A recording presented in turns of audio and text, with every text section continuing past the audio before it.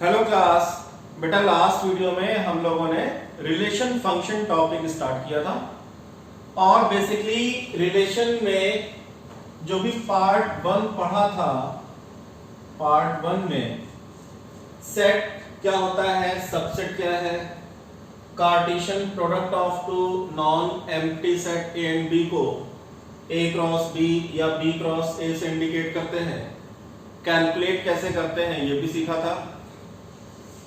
और ये सीखा था बेटा कि अगर किसी सेट A में p एलिमेंट्स है, नंबर ऑफ एलिमेंट्स p है, तो उस A सेट के सबसेट कितने होंगे, subset of that set A 2 की पावर p। तो बेसिकली बेटा आसान चीजें हैं, जिसको ये सारी चीजें क्लियर है अच्छे से बहुत अच्छी बात है। और जिस बच्चे को ये बेसिक चीजें क्लियर ना हो कोई दिक्कत नहीं, पार्ट 1 वाले वीडियो में जाए और छोटा सा वीडियो है प्रॉपरली वॉच करें, उसके बाद अगर वो इस वीडियो को देखेगा तो बहुत अच्छे से हर एक एक पॉइंट क्लियर होगा। तो बेसिकली बेटा हमने लास्ट वीडियो में यहां तक आपको पढ़ाया था, ए क्रॉस बी कैलकुलेट करना सिखाया था कि अगर ए सेट ये है, बी सेट ये है, तो फाइंड ए क्रॉस बी। तो ए क्रॉस बी का मतलब फिर से सिखा दे रहा हूं, क्या करते थे, A के हर एक एलिमेंट का ऑर्डर्ड पेयर फॉर्म करते थे B के हर एक एलिमेंट के साथ, A का एलिमेंट पहले B का एलिमेंट बाद में, क्योंकि A पहले है B बाद में लिखा है। तो क्या आएगा 1 4 1 5 2 4 2 5 एंड 3 4 3 5 फिनिश। तो अगर मैं ये पूछूं कि n A क्रॉस B क्या होगा, number of element in A cross B, ठीक है। तो ये फॉर्मूला था number of element in A, number of element in B. तो क्लास ए में कितने एलिमेंट हैं, there are 3 elements, there are 3 elements in set A. B में कितने एलिमेंट्स हैं, 2 एलिमेंट्स हैं, 3 into 2।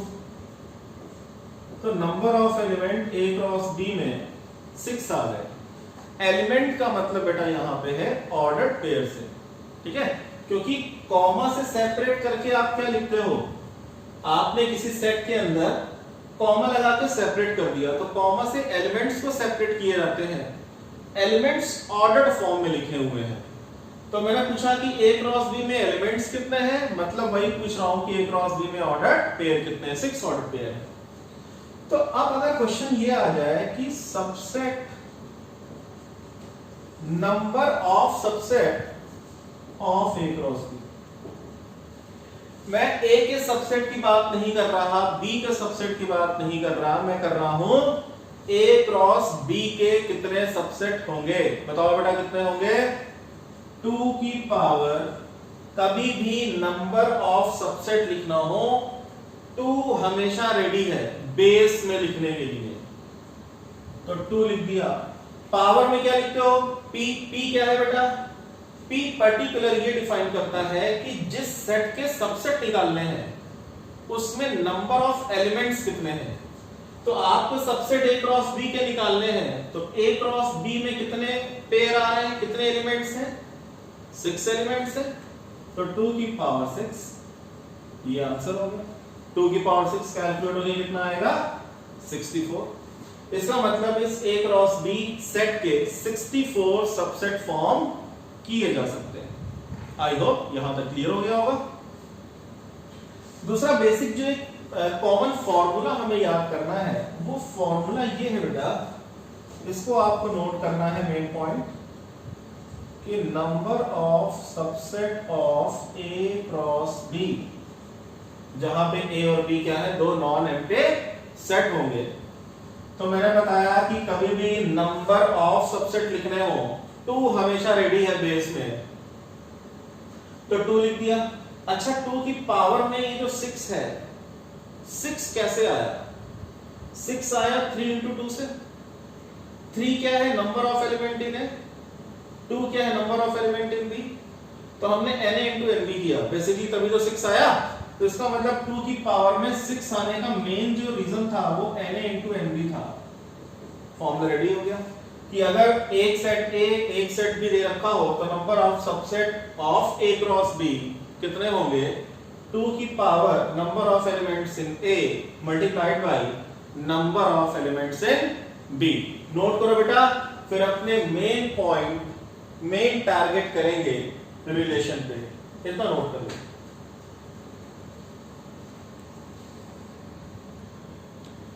तो class now note on heading relation. तो पहले बेटा बेसिक डेफिनेशन क्या है, let A and B are two non empty sets, then relation capital R, बेटा रिलेशन को कैपिटल आर सिंबल से डिनोट करेंगे, is defined as a subset of A cross B. ये तो हो गई डेफिनेशन, ठीक है। डेफिनेशन नोट करो कॉपी में और भूल जाओ। बेसिकली हम एग्जांपल से सीखेंगे what is relation and why it is called a subset of A cross B. फिर से देख बेटा, सबसेट ए क्रॉस बी इस चैप्टर की जान है, सबसेट और ए क्रॉस बी।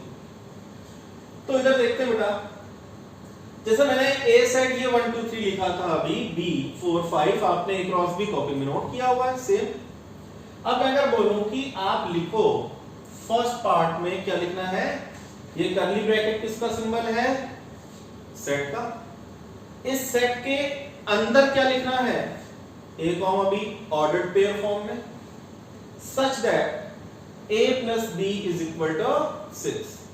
ऐसा ऑर्डर्ड पेयर का कलेक्शन करो, ऐसे ऑर्डर्ड पेयर का कलेक्शन करो जिसमें a प्लस बी यानी फर्स्ट प्लस सेकंड करें तो 6 आ जाए। पहला एलिमेंट a को बिलोंग करे, दूसरा एलिमेंट b को बिलोंग करे, मतलब जो भी कहानी, जो भी ऑर्डर्ड पेयर उठाएंगे वो a क्रॉस b से उठाएंगे। तो आप बताओ बेटा फर्स्ट पार्ट में क्या क्या आ जाएगा, a प्लस बी 6, 1 4 आएगा नहीं, 1 प्लस 4 तो 5 होता है, 1 प्लस 5 आ जाएगा क्योंकि 1 प्लस 5 6 होगा, तो यस 1 5 आएगा। क्या बेटा 2 4 आएगा, 2 प्लस 4 भी 6 होता है तो 2 4 भी आ जाएगा। और कोई पेयर 2 5 7 नहीं आएगा, 3 4 भी 7 होता है, 3 प्लस 4 भी 7 नहीं आएगा, 3 5 भी नहीं आएगा, मतलब ये दो पेयर आ गए। तो फर्स्ट का आंसर तो ये हो गया। सेकंड पे आ जाओ। सेकंड कह रहा है ऐसा ऑर्डर्ड पेयर लिखो a b फॉर्म में जिसमें a की वैल्यू b से छोटी हो। फिर से a कैपिटल A को बिलोंग करता है, b कैपिटल B को बिलोंग करता है, मतलब जो भी ऑर्डर्ड पेयर उठे वो a क्रॉस b से उठे। तो आप बताओ बेटा a क्रॉस b में कौन कौन सा ऐसा पेयर है जिसमें फर्स्ट एलिमेंट सेकंड एलिमेंट से छोटा हो। 1 4 भी 1 4 से छोटा है, 1 5 से छोटा है, 2 4 भी आ जाएगा क्योंकि 2 4 से छोटा है, 2 5 से छोटा है, 3 4 से छोटा है, 3 5 सारे आ गए। लिख दो, थोड़ा बड़ा बनाना पड़ेगा। क्या क्या आएगा, 1 4 1 5 2 4 2 5 3 4 3 5। तो फर्स्ट पार्ट का आंसर ये हो गया और सेकंड पार्ट का आंसर ये हो गया। जहां तक क्लियर हो गया। अब मेरी बात सुनो बेटा ध्यान से। मैंने बोला कि आप ऐसे ऑर्डर्ड पेयर लिखो जिसमें फर्स्ट और सेकंड एलिमेंट को जोड़े तो 6 आ जाए। इसका मतलब अल्टीमेटली या इनडायरेक्टली मैंने आपसे एक रिलेशन के बारे में बात करी। किनके बीच में रिलेशन की बात करी, ए और बी के बीच में रिलेशन की बात करी कि ए और बी में ऐसी रिलेशन है कि आप ए और बी को जोड़ोगे तो 6 आ जाएगा।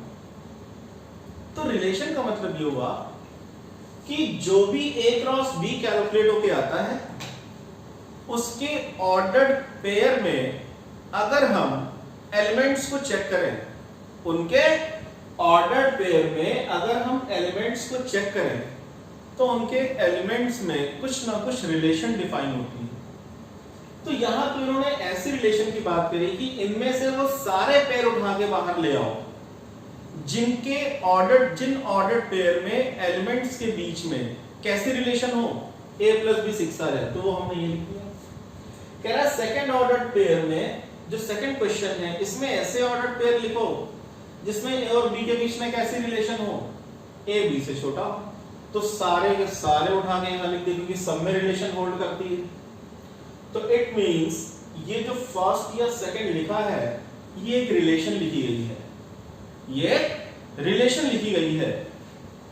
इसका मतलब ये एक रिलेशन है, ये भी एक रिलेशन है। तो हमने इसको रिलेशन 1 मान लिया, R1 मान लिया, इसको हमने रिलेशन 2 R2 मान लिया। रिलेशन के लिए R सिंबल यूज करते हैं।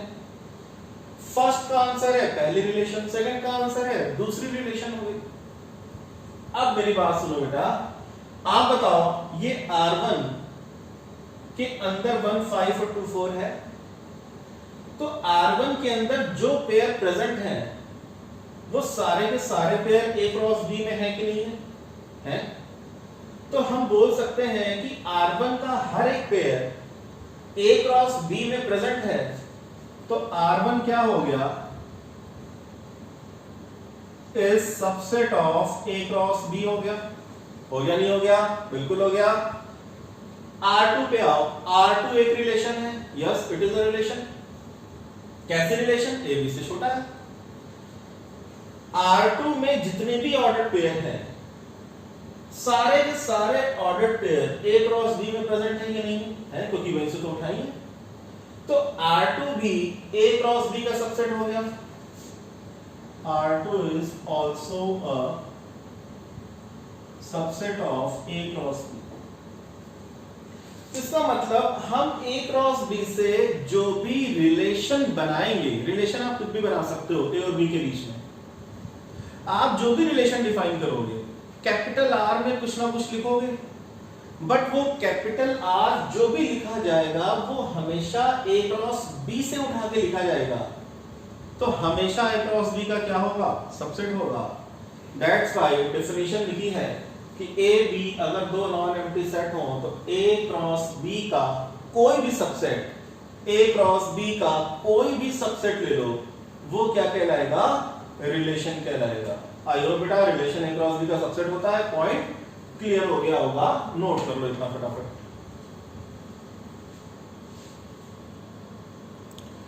अब बेटा बात करते हैं अगले पॉइंट की, इंपॉर्टेंट पॉइंट की।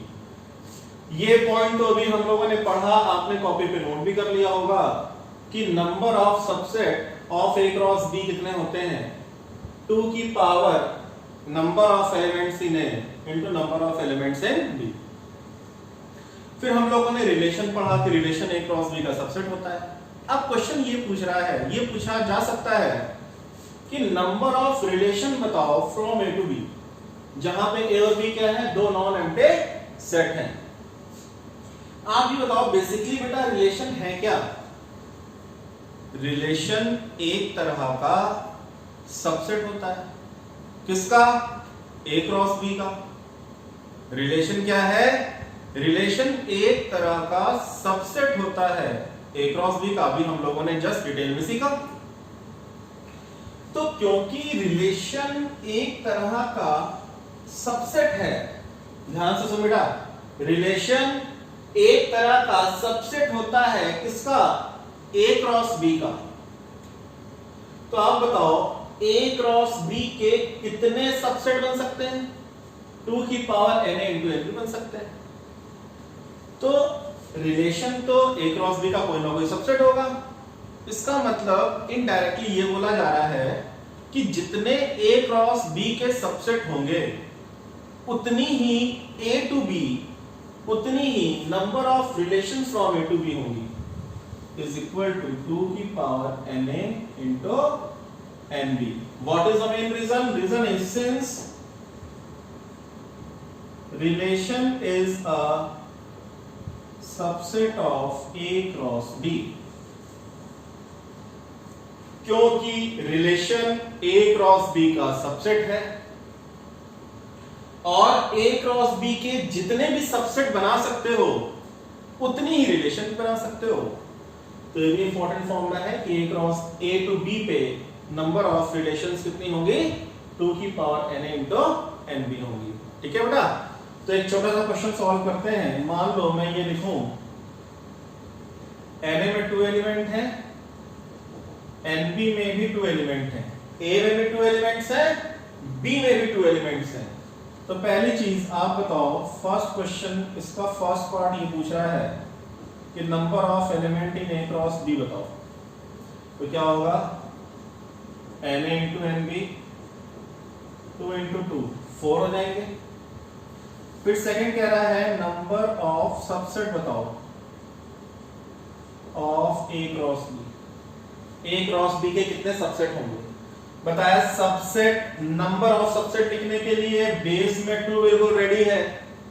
2 के ऊपर क्या लिखते हो, जितने उस सेट में नंबर ऑफ एलिमेंट्स होंगे। एलिमेंट्स कितने आए क्रॉस B में, 4 आए, तो 2 की पावर 4 हो गया। मतलब 16 सबसेट होंगे A क्रॉस B के। और नंबर ऑफ रिलेशन अगर पूछ लूं, number of relation from A to B, जितने A क्रॉस B के सबसेट उतनी ही A टू B रिलेशन, मतलब 16 आंसर। नोट डाउन, फिर आगे बढ़ते हैं बेटा, ठीक है।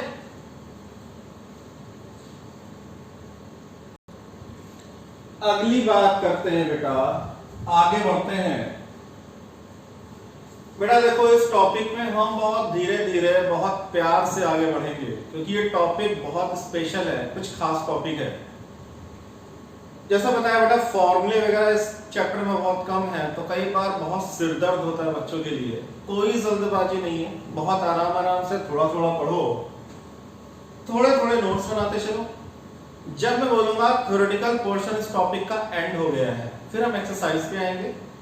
तो मेरा बेसिक अप्रोच ये है कि कॉन्सेप्ट इस टॉपिक का इतना अच्छे से आपको क्लियर हो जाए कि जब आप एक्सरसाइज लगाने बैठो तो क्वेश्चंस खुद से निकलने शुरू हो जाए। और जब खुद से क्वेश्चन निकलने शुरू होते हैं ना, फिर इंटरेस्ट एक बार जब डेवलप हो गया टॉपिक में, टॉपिक अपने आप क्लियर हो जाएगा, समझ में आ जाएगा। ठीक है बेटा। तो अगला पॉइंट ये है, मान लो ये लिखा है कि रिलेशन डिफाइन है from set A to set B, set A to set B। तो हम बात करेंगे कि रिलेशन सबसेट है A क्रॉस B का। मतलब अगर रिलेशन A से B है, सेट A से सेट B है, तो A क्रॉस B की बात होगी। पिक्चर में A क्रॉस B आएगा। अगर रिलेशन B से A बोल दिया, सेट A और सेट B दिया, पर उसने रिलेशन B टू A बोल दिया, तो बात होगी B क्रॉस A की। मतलब रिलेशन B क्रॉस A का सबसेट होगा। ठीक है भाई। पर कई बार वो ऐसा बोलता है कि relation is defined on set A, relation is defined on set A, उसने B की बात ही नहीं करी। तो हम बात करेंगे relation is subset of A cross A। मतलब उसने अगर ये लिख दिया कि रिलेशन डिफाइंड ऑन सेट है, इस सेट पे रिलेशन डिफाइन है, तो इसका मतलब कि जो दूसरा सेट B था वो A के बराबर है, मतलब A क्रॉस A की बात हो रही है। अगर उसने लिखा होता कि relation is defined on set B, तो B क्रॉस B की बात होती। तो ये बड़ा इंपॉर्टेंट है। और बेसिकली मैक्सिमम क्वेश्चन में क्वेश्चन इसी टाइप से पूछा जाता है कि relation is defined on set A, लिख के छोड़ दिया, मतलब कहानी या पिक्चर में कौन आ जाएगा, A क्रॉस A आ जाएगा। तो रिलेशन A क्रॉस A का सबसेट होगा। तो आई होप बेटा इजी बातें थी, पर बतानी जरूरी समझी, इसलिए बता रहा हूं, नोट कर लो। अब अगर मैं ये बोलूं कि मैंने लिखा कि NA बराबर P, NA बराबर P, और ये बोल दिया find number of relations on set A। अगर कोई सेट A है जिसमें P एलिमेंट्स हैं, तो आप बताओ इस सेट A पे कितनी रिलेशंस प्रोड्यूस की जा सकती है, नंबर ऑफ रिलेशन बताओ क्या होती है। तो बच्चा बस यहीं पे कंफ्यूज हो जाता है। बेसिकली अभी हम लोगों ने क्या पढ़ा कि अगर relation A to B define है, A टू B डिफाइन है, तो 2 की power NA into N B, इतनी नंबर ऑफ रिलेशन हम लोगों ने पढ़ा। अभी हम लोगों ने सीखा, अगर उसने इतना बोल दिया, अगर उसने इतना बोला कि relation is defined on set ए, मतलब ए क्रॉस ए की बात होगी। अरे होगी या नहीं होगी? बिल्कुल होगी। तो number of relation on set ए का मतलब 2 की पावर na इनटू जहां पे nb लिखा है, इसका मतलब वहां भी अब na फिर से आ जाएगा, na इनटू na। बात पकड़ में आ रही है? क्योंकि रिलेशन डिफाइंड ऑन सेट ए है, तो इसका मतलब a क्रॉस a की बात होगी। जब a क्रॉस b की बात होती है तो na इनटू nb लिखते हो, जब a क्रॉस a की ही बात होगी तो na इनटू na लिखोगे, तो बेटा क्या आ जाएगा? 2 की पावर na, बेटा na इनटू na करने पे na का होल स्क्वायर आ जाएगा। तो 2 की पावर a में कितने एलिमेंट्स हैं? p एलिमेंट्स हैं, तो 2 की पावर p स्क्वायर, ये आंसर हो गया। आई होप ये जो मेन पॉइंट था ये क्लियर हो गया होगा। No doubt.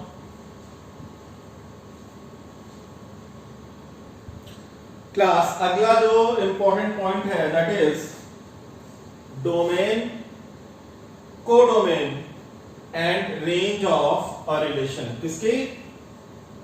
रिलेशन की। रिलेशन क्या है? क्लियर हो गया। तो कह रहा है कि अगर कोई रिलेशन आपने कैलकुलेट करी तो आप बताओ, जब रिलेशन कैलकुलेट कर लोगे तो उसकी डोमेन क्या होती है पर्टिकुलर, किसी रिलेशन की पर्टिकुलर कोडोमेन क्या होती है, और उसकी रेंज क्या होती है। तो एक क्वेश्चन की हेल्प से सीखेंगे कि इन तीनों चीजों के बारे में क्या क्या बात मेन जो हमको नोट करनी है। ठीक है भाई? क्वेश्चन है, ए सेट और बी सेट दिया है, कह रहा है right domain, codomain and range of relation capital R from A to B. बताओ बेटा, उसने रिलेशन ए टू बी बोला, मतलब बात उठेगी ए क्रॉस बी की, ए क्रॉस बी की। तो हमने ए बी का Cartesian product A cross B निकाला। Sorry, this is A cross B. यहां बेटा लिख लो, ये क्या है? A cross B. क्यों बेटा ए क्रॉस बी निकाला? बी क्रॉस ए क्यों नहीं निकाला? क्योंकि ए टू बी होता है, तो ए क्रॉस बी निकाला हमने। बड़ा आसान है। ए के हर एक एलिमेंट की पेयरिंग बी के हर एक एलिमेंट से करनी है। तो 1, 2, 1, 3, 1, 6, 1, 2, 1, 3, 1, 6, 5, 2, 5, 3, 5, 6 एंड 9, 2, 9, 3, 9, 6। ये तो हो गया ए क्रॉस बी। अभी कह रहा है कि आप एक रिलेशन की डोमेन, कोडोमेन और रेंज बताओ।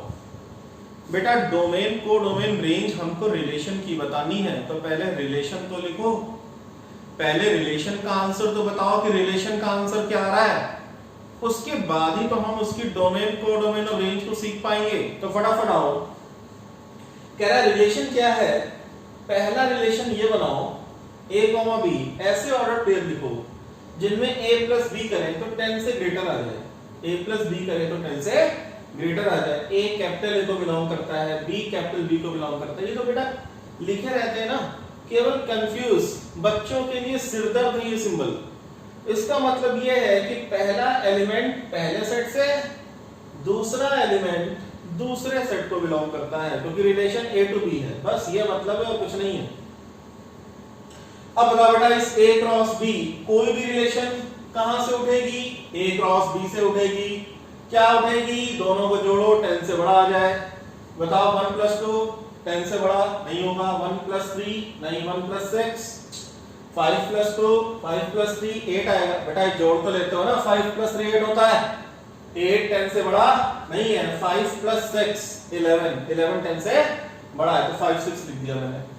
9 प्लस 2 11 वो भी लिख दिया क्योंकि 10 से बड़ा है।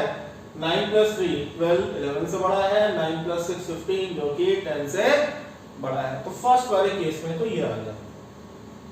ठीक है, चलो सेकंड देख लेते हैं। सेकंड कह रहा है कि ऐसी रिलेशन लिखो a टू b जिसमें ऐसे ऑर्डर्ड पेयर आए जिसमें a बराबर 3b हो।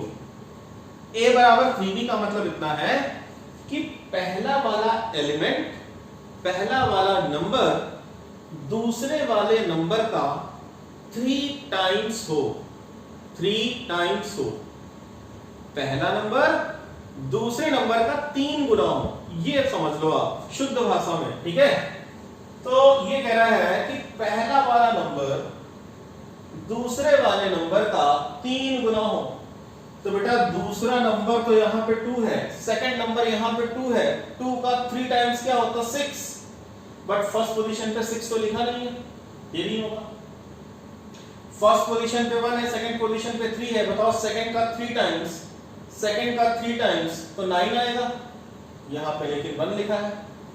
सेकंड का 3 टाइम्स मतलब आप एक काम करो, b का 3 टाइम्स करके चेक करते जाओ, b का 3 टाइम्स करके चेक करते जाओ, वो फर्स्ट पोजीशन पे लिखा होना चाहिए। तो 6 का 3 टाइम्स 18 नहीं है, 2 का 3 टाइम्स 6 यहां भी नहीं, 3 का 3 टाइम्स 9, 6 का 3 टाइम्स 18, 2 का 3 टाइम्स 6 नहीं लिखा है। यहां पे आ जाओ बेटा, 3 का 3 टाइम्स, ये सेकंड पोजीशन पे 3 लिखा है, बोलो हाँ। इस सेकंड पोजीशन पे लिखे नंबर का 3 गुना कर दो, 9 आएगा, फर्स्ट पोजीशन पे 9 मिल गया, तो a बराबर 3b हो गया, मतलब 9,3 आ जाएगा कहां पे, सेकंड वाली रिलेशन में। तो इसमें आएगा क्या आएगा, 9,3 आ जाएगा। अच्छा 9,6 में 6 का 3 टाइम्स 18 है, बस एक ही एलिमेंट आया। अब मैं इस a क्रॉस b को कर दे रहा हूं रद्द, इसका रोल खत्म हो गया। अब कह रहा है कि आप डोमेन कोडोमेन रेंज बताओ इस रिलेशन की और इस रिलेशन की। तो अब बेसिकली हम इस रिलेशन पे आके डिपेंड हो गए, हमें इसकी डोमेन, इसकी कोडोमेन, इसकी रेंज, सेम वही काम यहां भी करना है। तो देखो डोमेन लिखते समय क्या करते हैं, कोडोमेन लिखते समय क्या करते हैं, और रेंज लिखते समय क्या करते हैं। डोमेन लिखते समय रिलेशन की, आप रिलेशन के अंदर जितने भी ऑर्डर्ड पेयर आएंगे, जितने भी ऑर्डर्ड पेयर दिखेंगे, उन ऑर्डर्ड पेयर में से फर्स्ट, उन ऑर्डर्ड पेयर में से फर्स्ट पोजीशन वाले एलिमेंट्स का कलेक्शन कर लो। तो फर्स्ट पोजीशन पे 5 है, यहां पे 9 है, यहां भी 9 है, यहां भी 9 है, पर रिपीटेड फॉर्म में नहीं लिखा जाता, तो 9 एक ही बार आएगा, 9 एक ही बार लिखा जाएगा।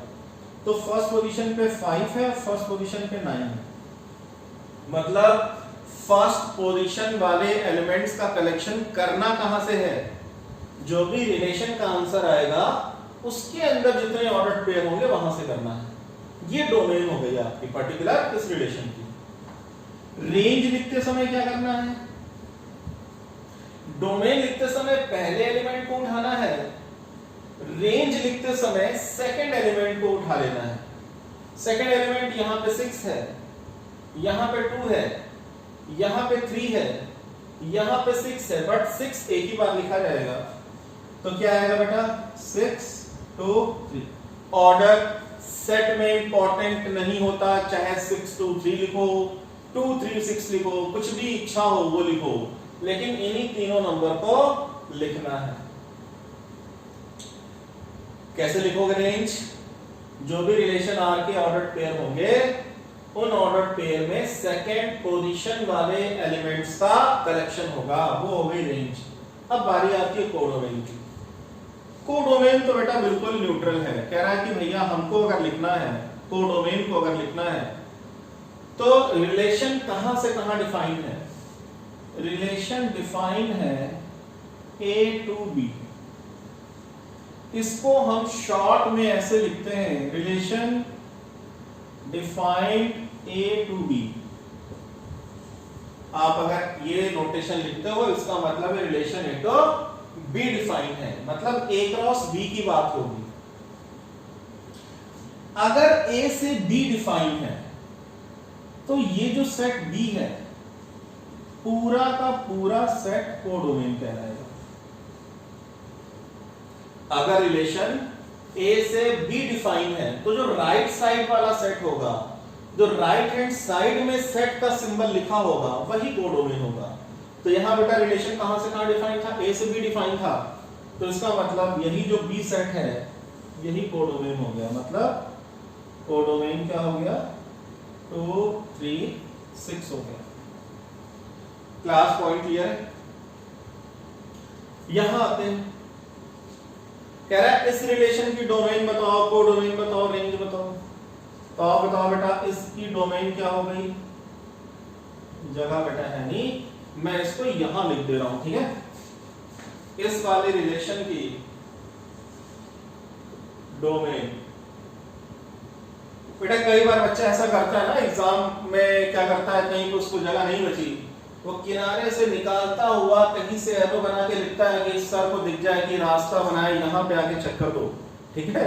तो बोर्ड एग्जाम में ऐसे नहीं करना है, ठीक है भाई। तो डोमेन क्या होता है? रिलेशन जो आर बन के आ गई, इसमें जो भी ऑर्डर पेयर आया, ठीक है, एक आए, दो आए, कुछ भी ना आए, क्या दिक्कत है, जो भी आए उस ऑर्डर पेयर के फर्स्ट एलिमेंट्स का कलेक्शन तो केवल 9 है। एक ही ऑर्डर पेयर है, उसका फर्स्ट एलिमेंट 9 है, तो इसकी डोमेन हो गई केवल 9, इकलौता 9 आएगा, सिंगल 9 आएगा डोमेन में। अच्छा, कोडोमेन क्या होता है? कोडोमेन तो भैया बिल्कुल सेट है, क्या कहेगा, अगर ए से बी डिफाइन है भैया, तो बी हमेशा कोडोमेन है। मतलब यहां भी कोडोमेन क्या है? 2 3 6 है, कोई चेंज नहीं।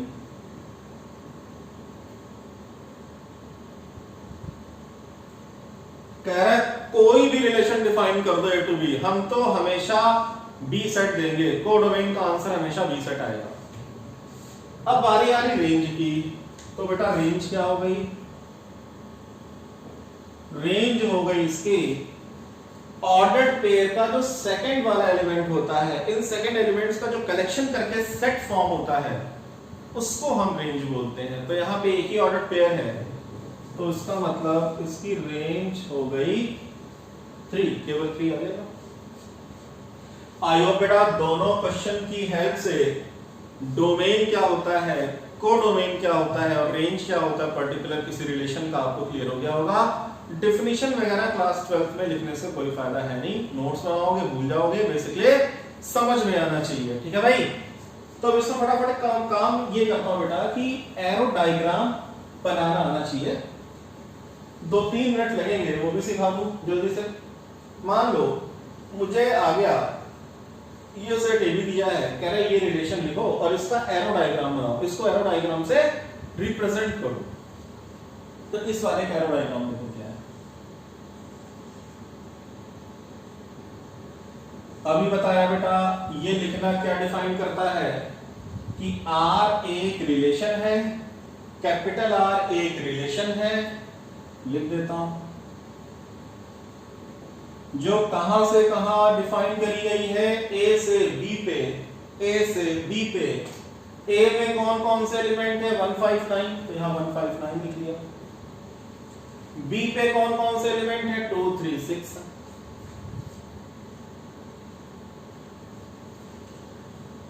अब ए और बी जब लिख लिया, कहानी छोड़ दो, अब आर पे आ रहे हो, क्योंकि आप तो इसका एरो डायग्राम बना रहे हो ना, आप एरो डायग्राम इसका बना रहे हो।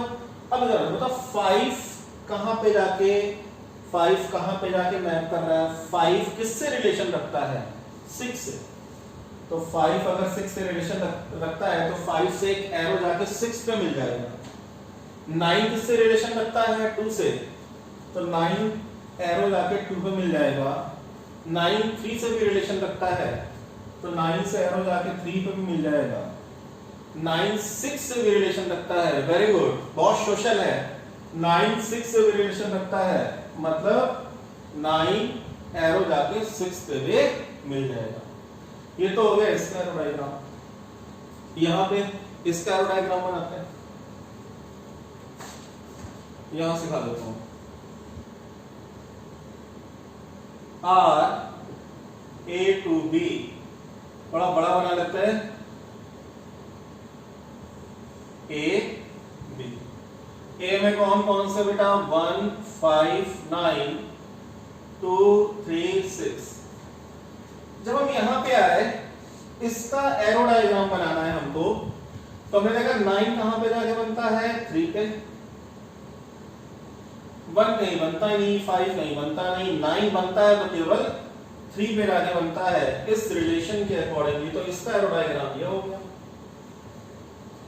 अब है कि एरो डायग्राम सीखने से फायदा क्या है, क्योंकि बेटा हर एक चीज में फायदा नुकसान तो पता होना चाहिए। अगर कोई चीज सीखी है तो कुछ ना कुछ तो फायदा होगा। फायदा यह है, मान लो एरो डायग्राम बन के आ गया, सपोज एरो डायग्राम आ गया कि आर एक रिलेशन है जो ए से बी डिफाइन है, आर एक रिलेशन है जो ए से बी डिफाइन है। इस एरो डायग्राम को देख के बताओ कि डोमेन क्या होगा, कोडोमेन क्या होगा और रेंज क्या होगा। मतलब और क्वेश्चन में कुछ नहीं लिखा, ना ए सेट लिखा है ना बी सेट लिखा है, तो आपको सारी चीजें एरो डायग्राम से रिवर्स ऑर्डर में लिखनी आनी चाहिए। डोमेन बेटा जब भी आप रिलेशन के एरो डायग्राम से डोमेन लिखोगे, रिलेशन के एरो डायग्राम से डोमेन लिखोगे, तो डोमेन हमेशा ये लेफ्ट वाला सर्कल देगा, डोमेन हमेशा ये लेफ्ट वाला सर्कल देगा। यहां से आएगी डोमेन। मैं ये नहीं बोल रहा हूं कि सेट ए डोमेन है, सेट ए डोमेन नहीं है, सेट ए से डोमेन मिलेगी, ठीक है, सेट बी से रेंज मिलेगी।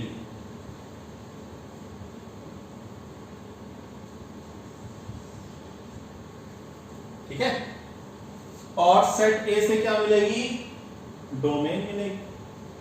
अच्छा डोमेन लिखोगे क्या, आप सेट ए का, सेट ए के उन एलिमेंट्स को लिखोगे जिनका यूज हुआ है। तो 1 का यूज हुआ नहीं, 5 का हुआ है, 9 का हुआ है, 9 का हुआ है, तो मतलब यूज्ड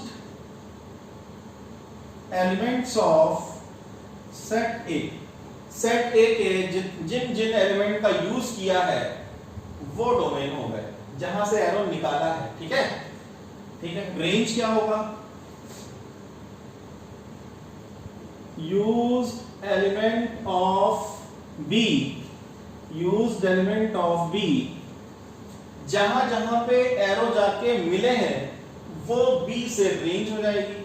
तो एरो बेटा सब पे आके मिल गए हैं, तो रेंज क्या हो गई, 2 3 6 हो गई। कोडोमेन क्या है, सेट है।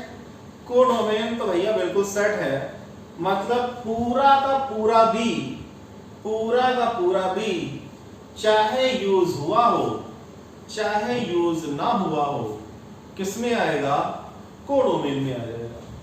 तो कोडोमेन क्या हो गया, कंप्लीट सेट बी हो गया।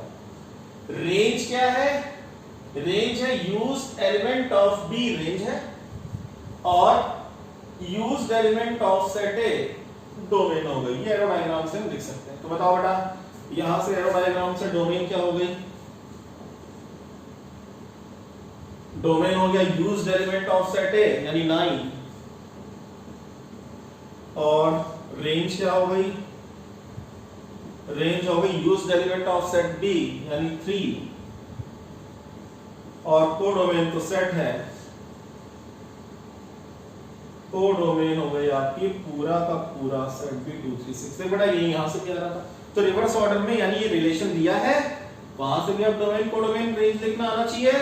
एरो डायग्राम अगर बना है वहां से भी डोमेन कोडोमेन रेंज लिखने आनी चाहिए। आई होप बेटा ये सारी चीजें क्लियर हो गई होंगी।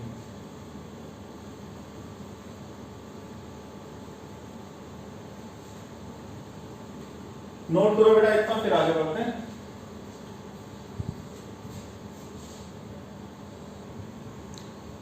कुछ और बेटा बातें करेंगे आज की क्लास में, इंपॉर्टेंट बातें करेंगे। मान लो कोई capital A non empty set दे रखा, एक ही सेट दिया है, और बोल दिया a relation capital R is defined on set A. तुरंत दिमाग खुल जाए कि डिफाइंड ऑन ए का मतलब बात किसकी होगी, बात होगी ए क्रॉस ए की। ठीक है, मतलब रिलेशन ए क्रॉस ए पे डिफाइंड है, तो वो रिलेशन एम्प्टी रिलेशन कहलाएगी। इफ वी गेट आर बराबर खाली डब्बा, एम्प्टी रिलेशन का मतलब खाली बॉक्स बना के लिख दो, एम्प्टी रिलेशन हो गई। तो कहीं भी कोई रिलेशन डिफाइन हो, आप अगर इस टाइप से कोई भी आपको रिजल्ट मिलता है, जैसा नाम है वैसा ही काम है, ये समझ लो आप। जैसे मैंने सेट ए दिया 1 2 3, ठीक है, और मैंने ये बताया कि एक रिलेशन R डिफाइन है, एक कैपिटल R रिलेशन डिफाइन है, A, B ऑर्डर पेयर लिखो। कैसे ऑर्डर पेयर लिखो कि A प्लस B करने पे 10 आ जाए। अच्छा, अब तक हम लिखते थे small a belongs to capital A, small b belongs to capital B। यहां कैपिटल B की कहानी नहीं है, क्योंकि रिलेशन A क्रॉस A पे डिफाइन है। पकड़ में आ रही बात? रिलेशन अगर A क्रॉस A पे डिफाइन है तो पहला एलिमेंट भी A को बिलोंग करेगा, दूसरा एलिमेंट भी A को बिलोंग करेगा। दैट्स व्हाई मैंने यहां लिखा A भी A को है, B भी A को बिलोंग कर रहा है।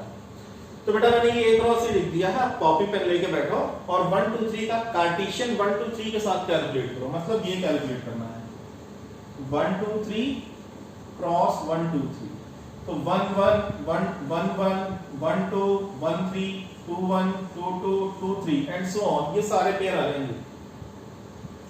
अब ऐसे पेयर को जोड़ना है जिसमें A प्लस B करने पे 10 आ जाए। तो मैंने R लिखा और बिल्कुल लोडेड हो गया मार्कर वगैरह लेके कि ऐसा पेयर मिल जाए जिसमें A B को जोड़े तो 10 आ जाए। बताओ 1 प्लस 1 2 3, यहाँ 4। बेटा 1 plus sorry A plus B करने पे कभी 10 आएगी। तो इसका मतलब कोई भी एलिमेंट नहीं मिला। कैसा बॉक्स मिला? खाली बॉक्स मिला। इसका मतलब इस सेट पे ये जो रिलेशन डिफाइंड है ये एम्प्टी रिलेशन है। Note down.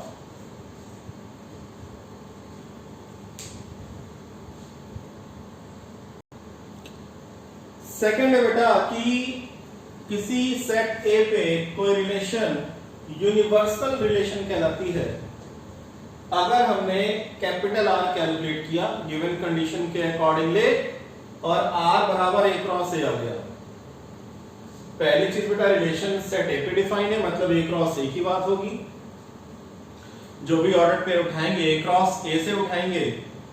और मान लो हमने रिलेशन निकाली और रिलेशन R निकालने के बाद चेक किया कि relation R exactly A cross A के बराबर आ गया, तो उस रिलेशन को बोलेंगे यूनिवर्सल रिलेशन। जैसे मैंने लिखा कि एक सेट A 1 2 3 है और अगर रिलेशन इस सेट A पे डिफाइन है, कैसे डिफाइन है? A, B सेट, इस सेट के अंदर ऑर्डर्ड पेयर लिखो सच दैट, कैसे ऑर्डर्ड पेयर लिखो कि A B को जोड़े या तो वो 2 के बराबर आ जाए या ग्रेटर देन 2 आ जाए।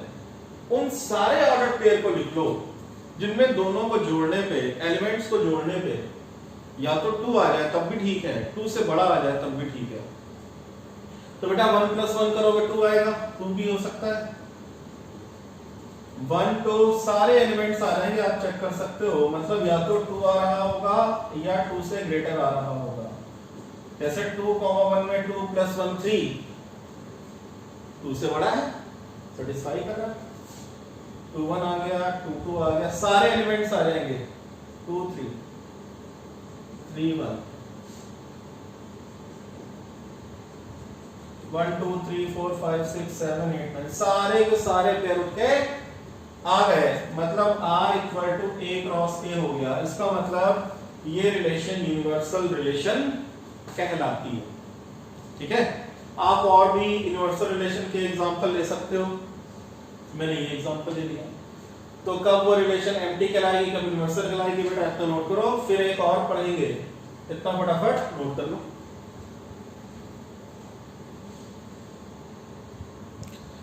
थर्ड है बेटा आइडेंटिटी रिलेशन।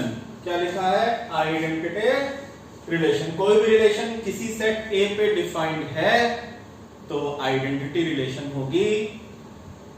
आइडेंटिटी रिलेशन को I सिंबल से इंडिकेट करते हैं। मान लो सेट A पे डिफाइन है तो I A लिख दिया, मान लो B पे डिफाइन होता तो I B लिख देते।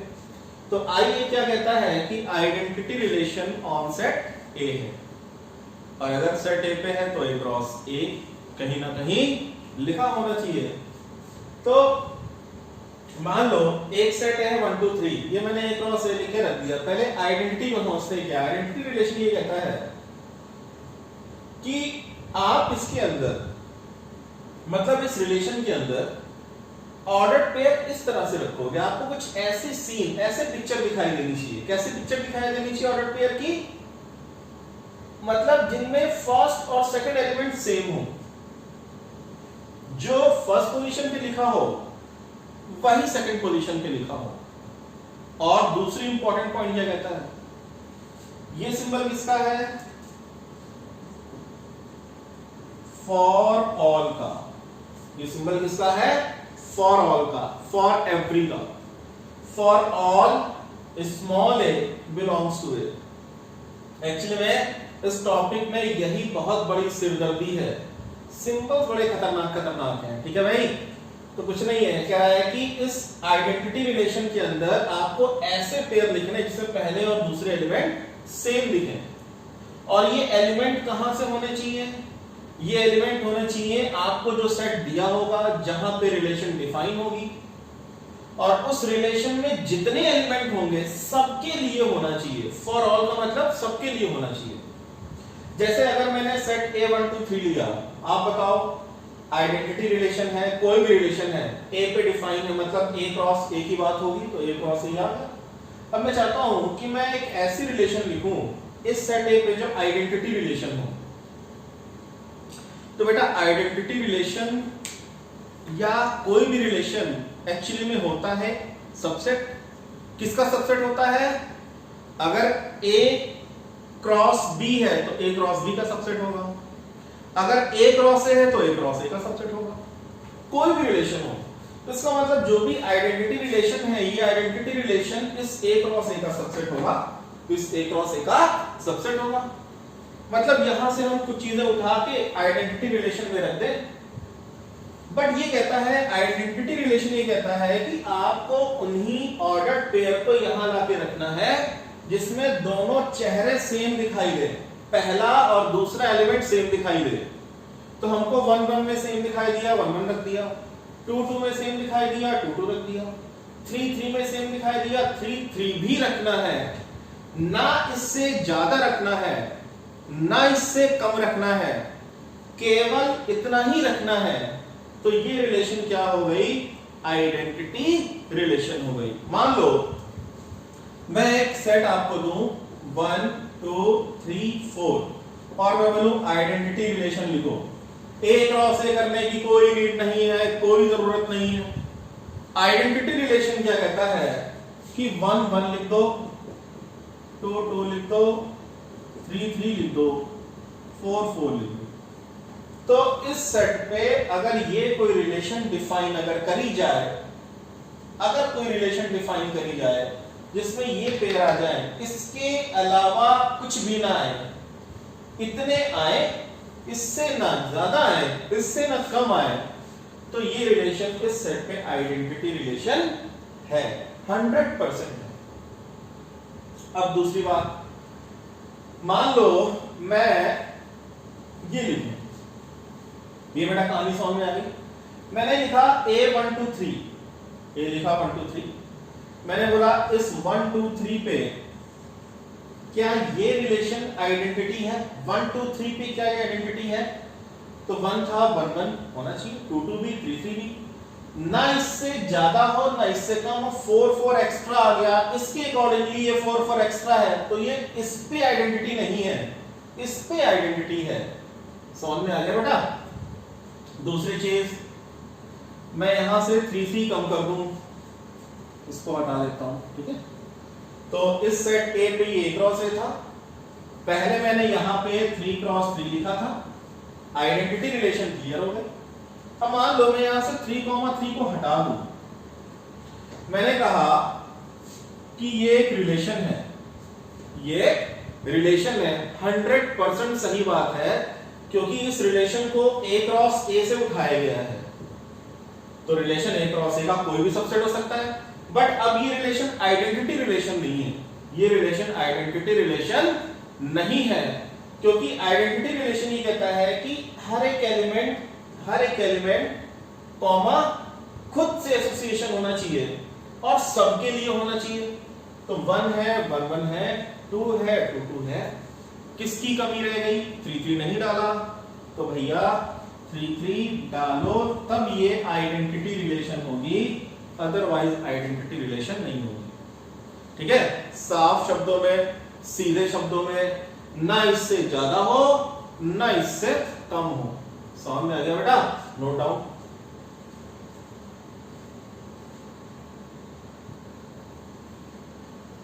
तो बेटा आई होप कि जितना भी आज वीडियो लेक्चर में हुआ आप सबको समझ में आ गया होगा। बाकी बेटा मैंने आपको बताया कि ये चैप्टर बड़ा स्पेशल है, खास है, बहुत जल्दबाजी हमें करनी नहीं है और सिलेबस की कोई चिंता नहीं है। बहुत आराम से, बहुत प्यार से आपका सिलेबस कंप्लीट होगा, रिवीजन भी होगा, तो उसके लिए आपको परेशान नहीं होना है। बस आपको बेसिकली हर एक टर्म को नोट करना है और ओवर कॉन्फिडेंट नहीं होना है, यार ये तो हमको आता है, ये हमको नहीं नोट करना है। जहां पे आपने ये सोचा कि ये सब चीजें तो पढ़ी है, आता है, वहीं पे बेटा आप बेकार हो जाओगे, चैप्टर बिल्कुल हाथ से निकल जाएगा। अगली क्लास में हम पढ़ेंगे रिफ्लेक्सिव रिलेशन क्या होता है, सिमेट्रिक रिलेशन क्या होता है, ये भी पढ़ेंगे। On set A, on set ए मतलब ए क्रॉस ए की बात होगी। ठीक है, रिफ्लेक्सिव, सिमेट्रिक, ट्रांजिटिव, इक्विवेलेंस, और मेनली यही बेसिक चीजें हैं जो हमको बहुत ध्यान से, बहुत प्यार से पढ़नी है। ठीक है बेटा, बाकी ये स्टार्ट कर दिया मैंने आज, तो नेक्स्ट वीडियो लेक्चर में इन सबका बहुत धीरे धीरे मीनिंग समझेंगे, बहुत डिटेल में एग्जांपल्स देके एक्सप्लेनेशन देंगे। रिफ्लेक्सिव क्या है, सिमेट्रिक क्या है, ट्रांजिटिव क्या है और इक्विवेलेंस रिलेशन क्या होती है। दूसरा बेटा ये है कि जो भी टॉपिक्स आपके खत्म हो रहे हैं, मैंने क्वेश्चंस आपको लगवाए हैं, मैट्रिक्स का हो या डिटरमिनेंट का हो, तो बोर्ड एग्जाम के रिगार्डिंग कुछ क्वेश्चंस का सिलेक्शन मैं कर रहा हूं, इंपॉर्टेंट जो बोर्ड एग्जाम में पूछे जा सकते हैं। तो टाइम टू टाइम अपडेट होते रहेंगे। आप इस चैनल को, जेएनपी क्लासेस यूट्यूब चैनल को सब्सक्राइब कर लो, फेसबुक पेज है जेएनपी क्लासेस के नाम से, इसको भी आप फॉलो कर लो। और अगर आप घर पे जो टॉपिक्स हो चुके हैं, आपने नोट्स बना लिए हैं, क्वेश्चन भी लगा लिए अपने बुक से, कोई डाउट्स अगर आता है तो आप इस नंबर पे व्हाट्सएप करके, क्वारी नंबर है इस पे व्हाट्सएप करके ज्वाइन कर सकते हो। बस आपको अपनी क्लास, ठीक है, और क्वेश्चन फोटो खींच के आपको व्हाट्सएप पे सेंड कर देना है। जैसे बेटा इसका सॉल्यूशन रेडी हो जाएगा, मैं वीडियो बना के अपलोड कर दिया करूंगा। ठीक है बेटा, तो thank you so much. Proper notes बना के अगली क्लास में मिलना, हर एक टर्म यूज होगा जो आज की क्लास में हमने आपको पढ़ाया है। ठीक है भाई।